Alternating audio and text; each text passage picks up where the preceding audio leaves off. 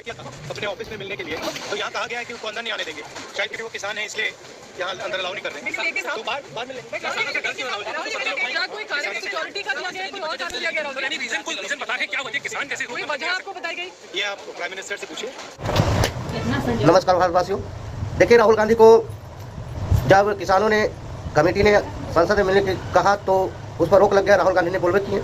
लेकिन फिर आदेश जारी होता है कि किसान मिल सकते हैं, तो राहुल गांधी का एक स्पेशल संसद में चैम्बर होता है, उस चैम्बर में किसानों ने भेंट की, अपनी प्रतिक्रिया व्यक्त की। और क्या राहुल गांधी और किसान ने क्या बताए हैं, बोले हैं भेंट करके, इस पर सुनिए। संसद के भीतर मैं दो शब्द बोलता हूँ। देखिए हमारे मैनिफेस्टो में एमएसपी विद लीगल गारंटी लिखा है, हमने पूरा उसका असेसमेंट किया है, वो किया जा सकता है। अभी मीटिंग में हमने ये डिसाइड किया कि जो इंडिया गठबंधन के बाकी लीडर्स हैं उनसे हम ये डिस्कशन करेंगे और फिर सरकार पर दबाव डालने की कोशिश करेंगे कि legal guarantee, MSP legal guarantee Hindustan के किसानों को मिले।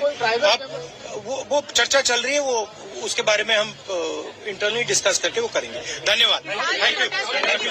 हक की लड़ाई संसद के भीतर मैं दो शब्द बोलता हूँ। देखिए असेसमेंट किया है, वो किया जा सकता है। अभी मीटिंग में हमने ये डिसाइड किया कि जो इंडिया गठबंधन के बाकी लीडर्स हैं उनसे हम ये डिस्कशन करेंगे और फिर सरकार पर दबाव डालने की कोशिश करेंगे कि legal guarantee, MSP legal guarantee Hindustan के किसानों को मिले। अब वो चर्चा चल रही है, वो उसके बारे में हम इंटरनली डिस्कस करके वो करेंगे। हम बनाना चाहते हैं, उसके ऊपर लंबी चर्चा हुई है।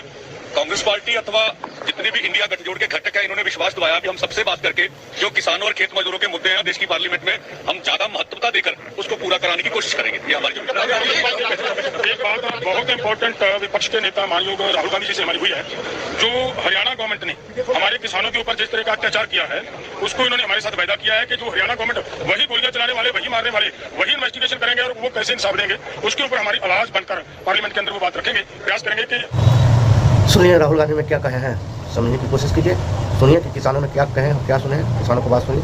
थैंक्स, धन्यवाद।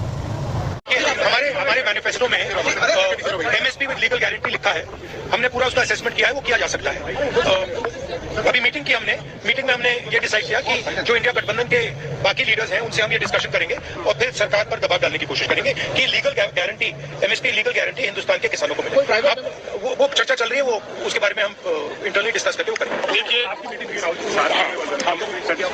देखिए हमारे साथ पूरे देश के साथ विपक्ष ने, इंडिया गठबंधन ने एक कमिटमेंट की थी अपने चुनाव मैनिफेस्टो के माध्यम से कि हम एमएसपी की गारंटी का कानून लाएंगे।